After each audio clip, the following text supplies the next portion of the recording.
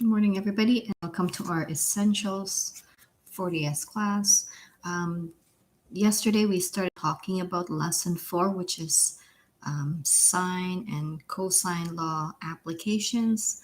We did examples 1, 2, 3, and 4. Today, what we're going to do is we're going to do example number 5 all the way through example 8. So we're just going to try to finish everything up, and then we should have some time to work on our questions.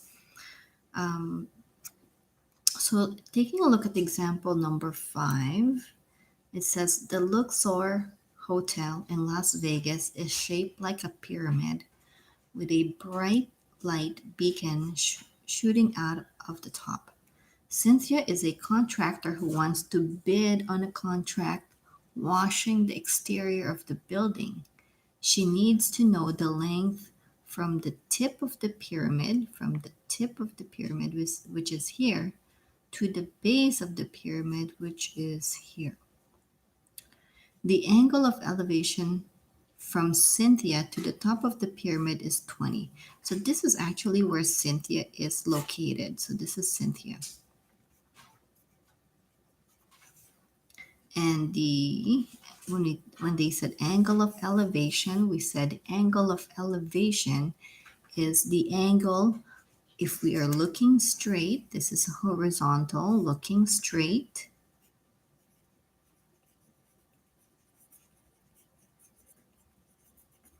Horizontally.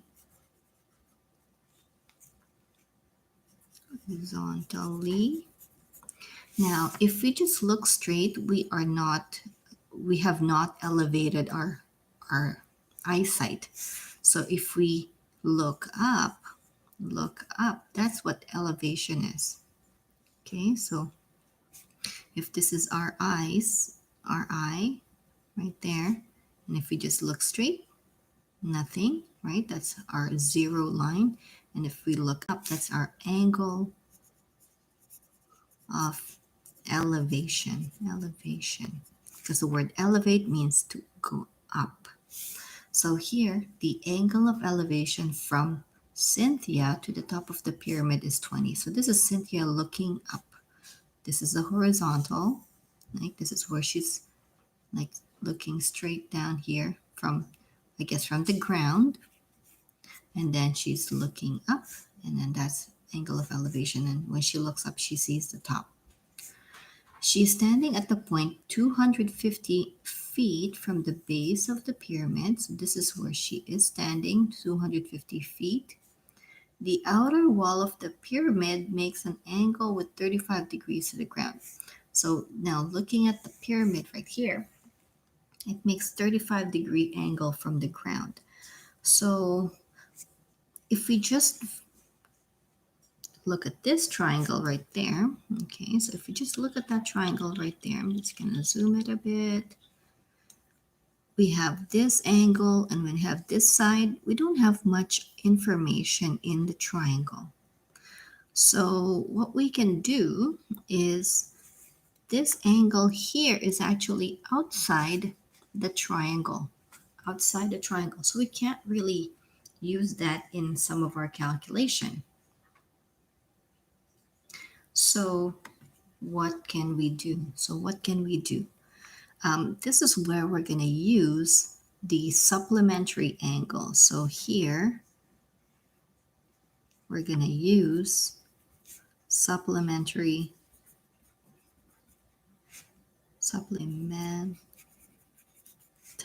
angle.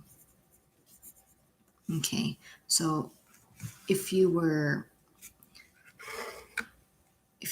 remember what we talked about yesterday in terms of supplementary angles are the angles that add up to 180 degrees. Angles add up to 180 degrees. Okay, so that's great, 180 degrees.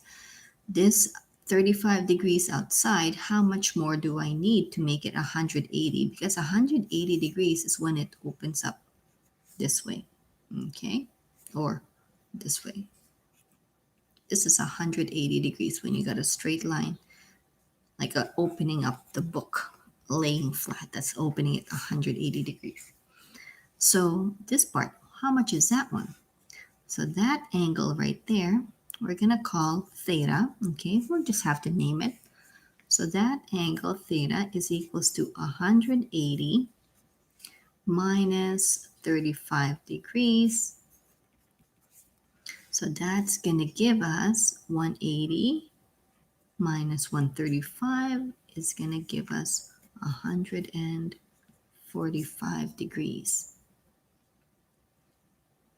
Okay, so this angle here is 145 degrees. That is actually a great information to have because once we know this angle, we have a little bit more of an information in this triangle.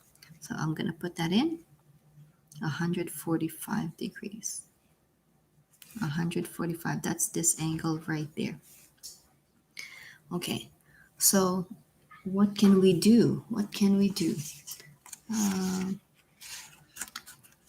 What's our strategy in this particular case? I'm just going to bring this up in here. This was the one that um, we wrote down last time about when to use what information. So here we got rule of 180 degrees. You know, when we have all of the angles inside a triangle, they all add up to 180 degrees. We talked about sine law, and sine law, we can use that to find angle or side.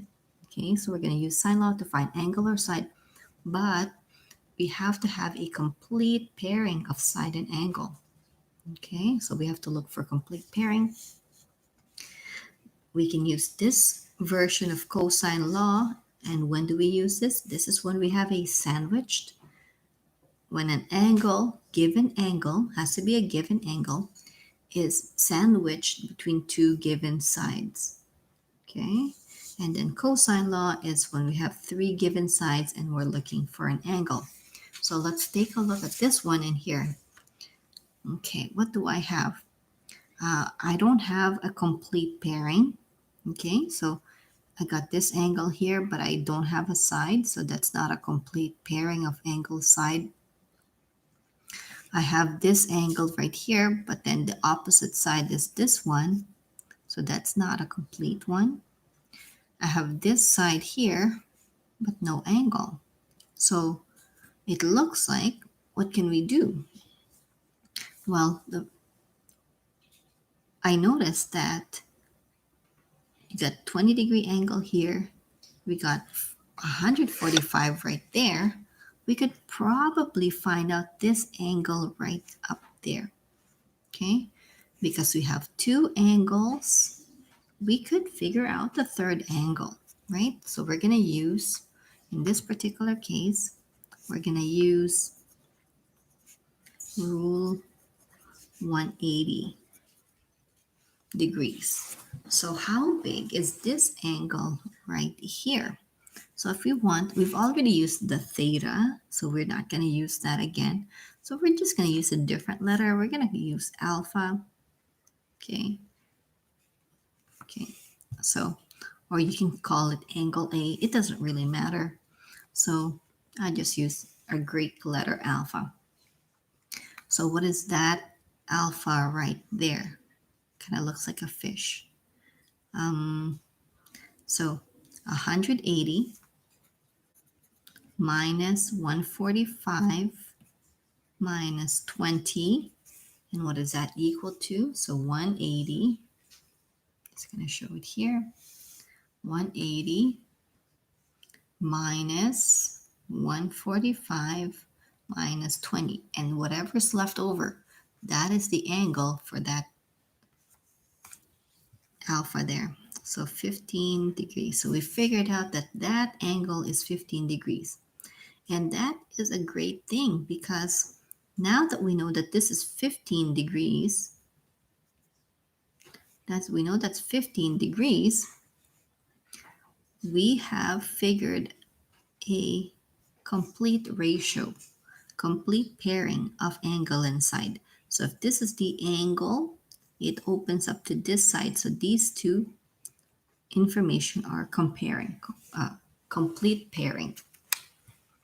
So we can use those information. So I'm going to start with, now we have a complete pair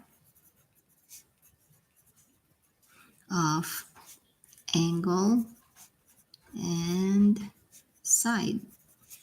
So this is the angle, and then this is it opens up to that side, opposite to it. So now that we have the complete pair of angle and side, we can use sine law. Now I'm taking a little bit of our time to write this down, so that when you look at this one, you say, oh, okay, I know how I got to that part. Okay, I know what I'm thinking here. So I'm going to start with the side. Okay, so side is 250 divided by the sine of the angle, so sine of 15 degrees. Okay, what else do I have? What we're trying to figure out is to calculate the exterior wall of the pyramid. So that's this wall here. Okay, so this is the wall of the pyramid. That's what we're looking for. So x, that's the side, and then the angle that pairs up with that is a 20 degrees, because the 20 degrees opens up to that side. So sine 20 degrees. Okay, so now it's set up. All we can do is we can cross multiply here. What we're trying to do is solve for x, have the x alone. So what I can do is I can just take this one, sine 20, and cross it to multiply there. Okay, and that makes that alone. So 250 times sine 20 divided by sine 15 equals to x.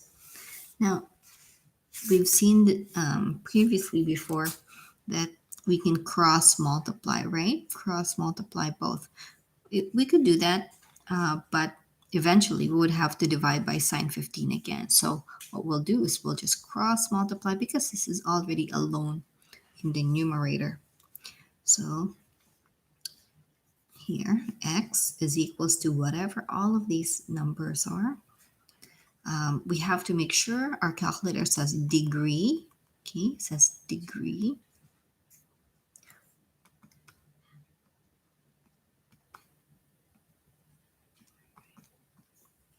Okay, so the answer that I got is 330.37. 330.37. And what am I looking for in here? I'm looking for a side. So the side are measured in feet. That's because the way it's set up in here is that we have to use different information or different things that we have to do to get to this one. Okay, so we had to first figure out the inside of this triangle. And then once we have this angle here inside the triangle, we had to find that angle. And then once we have that, we had to find this side. So there are multi-step in this particular question. Okay. Now let's take a look at example 6. I'm going to read the example first. Let's read that. So the kite shown in the diagram below is going to be made out of fabric. The person cutting the fabric needs to know the length of the short edge of the kite. Okay, well, and then they already said, hey, this is side AC. Okay, so that's that one right there. Determine the size of AC. Okay, when you see this bar on top, that means from A to C. Given that AD is equals to 80, so 8 from A to D. A to D, where's A to D? So from A to D, that's 80.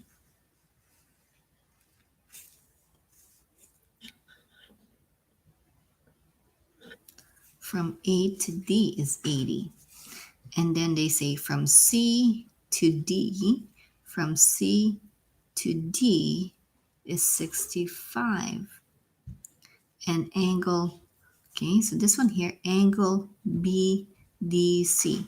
So that means if you trace this out from BDC, okay, so trace it out. BDC.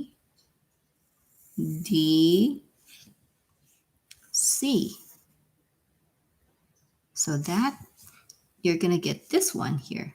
And that's angle 40. Okay.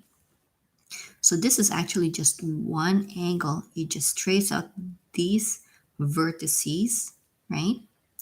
Okay, we're not doing individual angle. This is another way of writing it. From angle B, or so from corner B to D to C. That's the angle. Okay, now you're probably thinking, oh, well, this is not a triangle, so how can we do this? This is a kite. There's extra information that we know of in here. We know that this side and this side are equal to each other. Okay, so they're equal. So if this is 65, instead of writing 65 here, they just put this hash mark right there. What else do we know? Well, we know that this side, AC, is the same thing as AB. The only thing that we know are these two are equal, but we don't know how long they are. So what we're going to do is that what they're saying is that because this side and this side are exactly the same measurement, right? Like this side, the corresponding sides, and then this one is shared by both. I can redraw, I can like literally fold this kite in half and I would have a triangle. So I would go like this. So this, if I just focus on this part of this kite. Okay, just focus on that part of the kite. We don't know how long this is. We don't know. This part here would be the 65, so 65 centimeters. This part here, that's center after I folded it up, and that's 80. Now, centimeters, of course. Now, what do we do with this angle here, 40 degrees? So because these two triangles are congruent, exactly the same, that if I fold them up, okay, they're going to overlap each other. So if this whole thing is 40, that means this is just 20, and then this is 20. Okay, that's only true because these two triangles are congruent. So this is 20. Congruent means the same shape and size. Okay, so there we go. We're looking for this information. Now that we have this isolated triangle right there, what do we notice? Okay, so we notice a, okay, I'm going to quote it, sandwich. Okay, because a given angle is sandwiched between two given sides. Okay, so this is how I remember things. You know, I think about how I can visualize that and connect it to what I know, which is sandwich. Okay, so this angle is sandwiched in between the two given sides. Well, how do we solve that? So we said, what are we going to do? We're going to use the cosine law if we have an angle sandwiched between two given sides. It has to be given angle. So here we can use cosine law. Okay, cosine law. Okay, so this is what I'm going to be doing. So that's x squared is equals to 80 squared plus 65 squared minus 2 times 80 times 65 times cos of 20. Okay, and then this is the side, and then this is the angle that corresponds to that one, that opens up to that. So if you are following the formula, you can say, okay, this angle, and then that side, and that's the angle. So if you, even though it's not A, B, and C that's labeled, this is the side that we're calculating, and that's the angle that's opposite to it. Okay, so from here, it's a matter of just calculating. So getting our calculator. Okay, I just want to remind everybody that we just type it in and then we press equals at the end. So go 80 squared.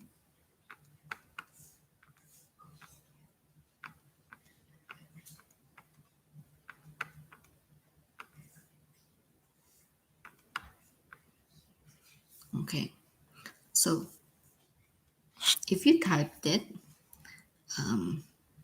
I got, okay, this is what I got, 852.196. I'm just going to write that down. This is not my final answer, so I'm not going to round it off. Okay, don't round off because what we're trying to solve is solving for x, not x squared. So the next thing that we're going to do is we need to take the square root. Okay, so keep all the decimals here, and we're just going to take the square root of that answer, and I got 29.19.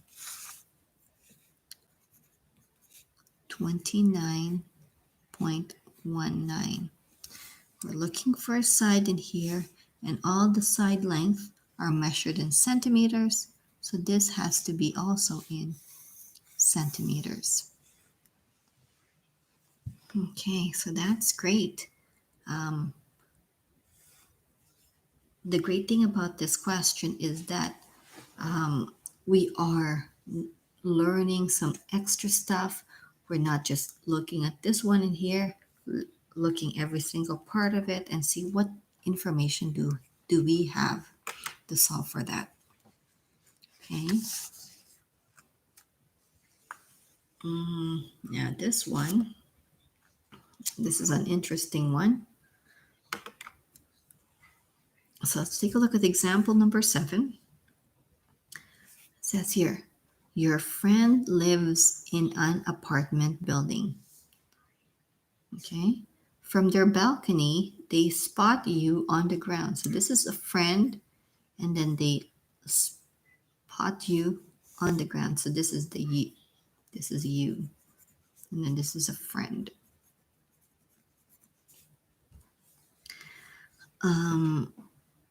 Okay, so from their balcony, They spot you on the ground at an angle of depression of 72 degrees. Okay, stop right there. So we talked about of angle of elevation. Now this one is angle of depression. So what's the difference? What's the difference? So angle of depression is this. If you're looking straight, looking straight. And then if we're looking straight, we are looking horizontally. Right?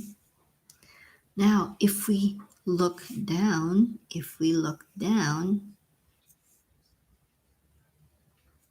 okay, so if you look down, the angle from looking straight to where you're looking down, that's the angle of depression. So this is the angle of depression. Okay. Now depression means to down, right? So depress means down. Okay, so angle of depression is 72 degrees. And that's actually right here. So this is the horizontal. Okay, so if your friend is just looking out the window, looking straight, this is the horizontal.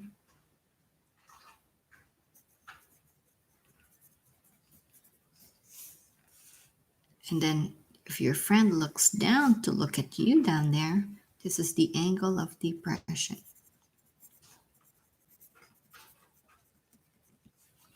Okay. And then what else is in here?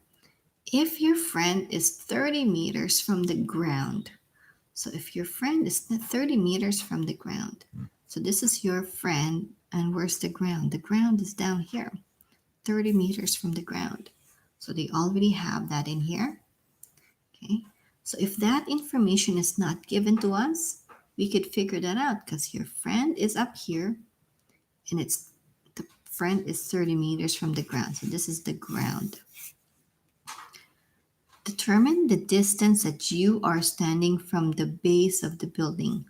So determine the distance. Okay, so we're figuring out the distance that you are standing from the base of the building. So this is the base of the building. So you're looking for the distance here. Okay, so how do we do this? Okay, so if we just kind of separate the other drawings from that, this is what we have.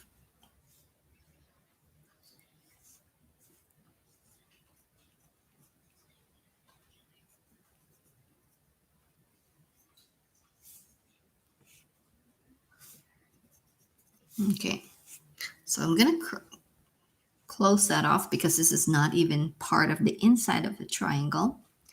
So it looks like I have just 30 meters here. And then this angle, we've seen that before, that's 90 degrees. And that's about it. We don't have a lot of information. That's all the information we got. So we need more than two information to solve a triangle. And then this is what we're trying to figure out. So what can we do? Well, let's see. If this is 72 degrees, 72 degrees and this angle right inside are going to be complementary angles. So the very first thing that we got to do is to calculate, got so many arrows going here, calculate the complementary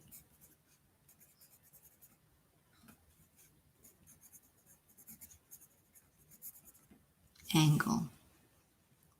So we got to do the complementary angle. So what is a complementary angle? Complementary angle are the angles that would add up to 90 degrees. So what is this inside angle there to make it 90 degrees? So it's going to be 90. 90 minus 72 is 18 degrees. So 18 degrees is down here. Okay, so we're gonna put that there, 18 degrees. Okay, so we got extra information on this particular case. What else do we know? Well, this is 18 degrees, this is 90. Oh, well, what we can do is, let's see if we could even find out this angle right there. How big is that angle? We said angles inside the triangle adds up to 180 degrees. So 180, take away 90, and then take away the 18 is 72 degrees. So this is 72 degrees. Okay, now what do we have? We have a lot of information inside the triangle, and see what kind of things that we can do. Can I use sine law in this particular case? Can I use cosine law? Cosine law is only if we have a sandwich, a given angle between a given side. We don't have a sandwich here. But what we do have is a complete pairing of side and angle. So this is my angle, and it opens up to this side here. And then this is my angle here, 18 degrees, and it opens up to this side x. So we got a complete pair. We have now complete pair of side and angle. So we can use sine law. Okay, so let's use sine law. What does that sine law say? Start off with the side, 30, divided by the sine of the angle, 72. These two are the pairs. Side angle pairing equals, started with the side, x, divided by the sine of 18. Okay, so from here, we can solve for x. So we're just going to cross multiply, take the sine of 18 to cross to multiply with 30. So 30 times the sine of 18, and then the sine of 72 is still there, is equals to x. So let's go ahead and type that in.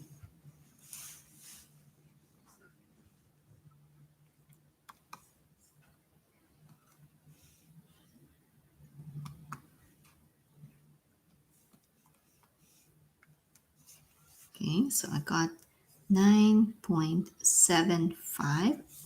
Okay, I don't have to do anything else in here, just to round it off into two decimal places, because this is x. Okay, it's already the x. What's a unit? That would be in meters. Meters. Okay, that's that. Okay, well, this is great. We were able to use some information in here. We first talked about angle of depression. Angle of depression means to say depress means to press down, right? And then angle of depression is here, and angle of depression is always looking from horizontally going down. Okay, and then once we had that angle of depression is not inside the angle, so we had to calculate the complementary angle, means what makes it a complete 90 degrees. So we calculated it's 18, and then this 18 degrees is inside. We then calculated this angle because we use rule 180 to do that. Oh, I didn't write it down, but we did use rule 180 to calculate the 72 degrees. And then we'll find out that there's a complete pair, side and angle, and then we manage to finish it off. Okay, we are on the last example of the day. Okay, so example 8. You are in charge of designing a wooden ramp to go over a section of a heaved concrete on the sidewalk. So a heaved concrete means like, sometimes it cracks and it just got pushed in, right? So it makes this little triangle right there. So the design is shown below. Powered wheelchairs can traverse the ramp only if the angle that the ramp makes is less than 15 degrees.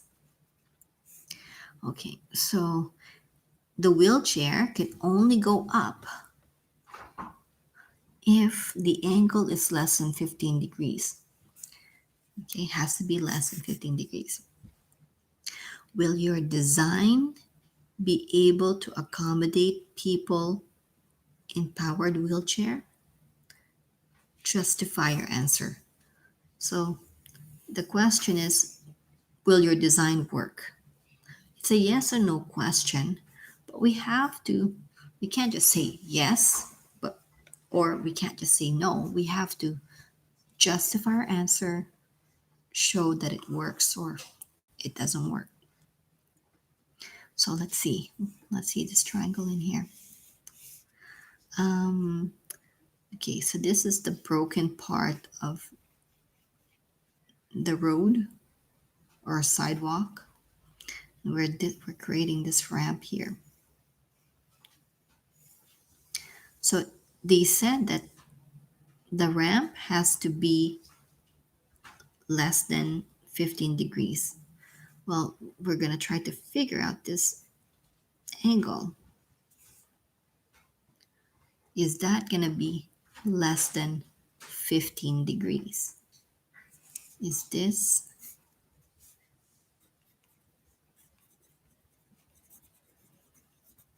going to be less than 15 degrees? And that's our question that we're trying to figure out. So let's see here. Like sometimes I like to redraw it, get rid of the extra stuff. So I know that this is 147. This is 4.7 meters. This is 8 meters. What can I do? I can't really use rule 180 in here because we don't have any other extra information. And this is what I'm trying to figure out. Do I have a complete pairing? Yeah, I can see that I have a complete pairing in here. I got this angle right there. And it opens up. Right across from that is the 8 meters. So we got a complete pairing in here. So that's great. And then this part here, this angle, and that. So these are pairing. This is the angle, and then this is the opposite side to that. Okay. So because we have a complete pairing, we can use sine law. Okay, since we have complete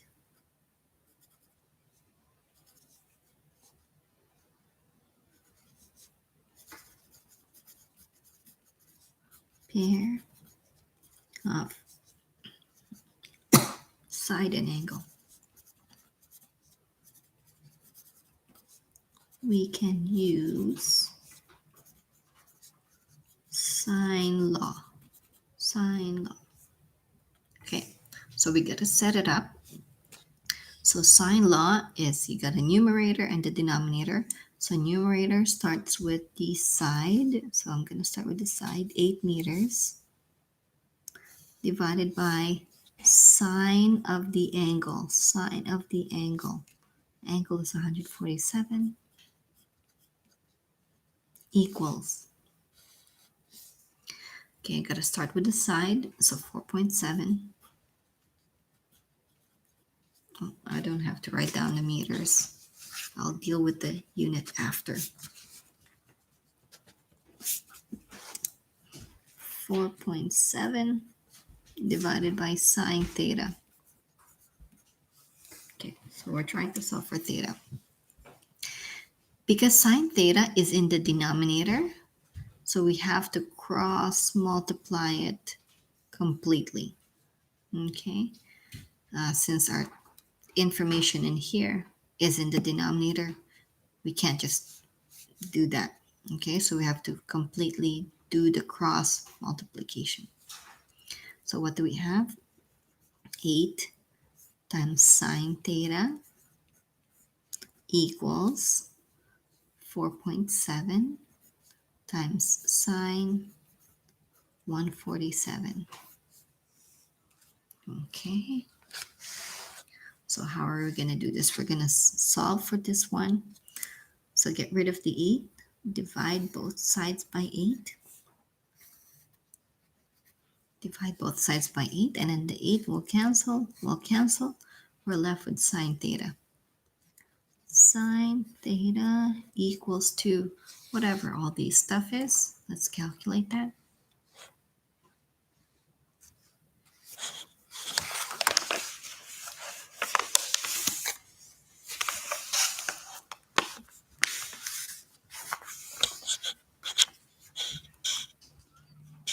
I'm just going to calculate that for a second.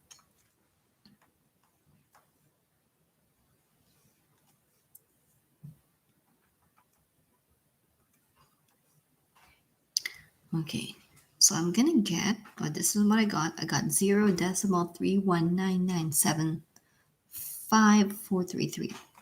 Okay, so let's write that down.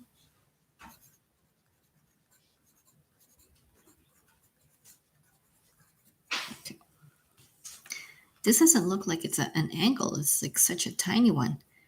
This is actually not the angle because that's the sine of the angle, sine of theta. So how do we get rid of the sine? How do we get rid of the word sine or the function sine? Well, the only way to get rid of that is to do the sine inverse. And then you gotta do it on both sides. So sine inverse, right? So the sine inverse will cancel the sine, and then we're left with theta. Theta. Okay, so we still have all these decimals in here. We didn't change anything. We didn't round off. So here we just go sine inverse. Okay, and then answer. And I got 18.66. 18.66, and then that is really a degree because it's an angle. So what can we do? Will this design work? And then the recommendation has to be less than 15 degrees. So this design, the design will not work because it is over the 15-degree requirement. Okay, because they said it has to be less than, okay, for the wheelchair to be able to go up this ramp, it has to be less than 15 degrees. And then when we calculated it, it's a little bit over, but still will not work because it does not fit in the requirement. Okay, so there we go. We finished. We actually finished this booklet. We finished the trigonometry unit. So now what we can do is we can work on our assignment. Okay, our assignment 4, and then assignment 4. There are 4 pages to this. So give those questions a try. Make sure you check the answer at the back of the book to see if you are on the right track. If there's anything, any question, if you're not getting the same answer at the back, so just send me an email, and then I will try to, we can chat about it, talk about it, and then we can try to figure out what's going on. Okay, so there you have it. Thank you very much for participating, for taking the time to listen to this video and look at the blog. If you didn't get all of the notes, I will be putting up the notes very, very shortly, like within like 5 minutes. So like I said, if you didn't get all of the notes down, I will have it up on our blog. Okay. Well, I wish you a weekend. Happy weekend. It's coming up real soon. So thank you very much for watching. I want to remind you we have until June the 12th. That's our last day of classes. It's going to come super fast. You've worked so hard already. You've gone this far, so keep it up. And then, yeah, we're going to get all of these done too. Okay, so for our class, we have our test coming up on May 28th. So that's a Thursday next week. We're going to have quite a bit of time to review. Next week, I'm going to post a review questions. We'll go over the review together. We're going to go through this summary. So we're going to have all that in preparation for the test. Okay, so there you go. Thank you very much. I wish you a happy Friday. Have a great day and have a great weekend, everybody. Thanks so much. I'll talk to you soon. Bye for now.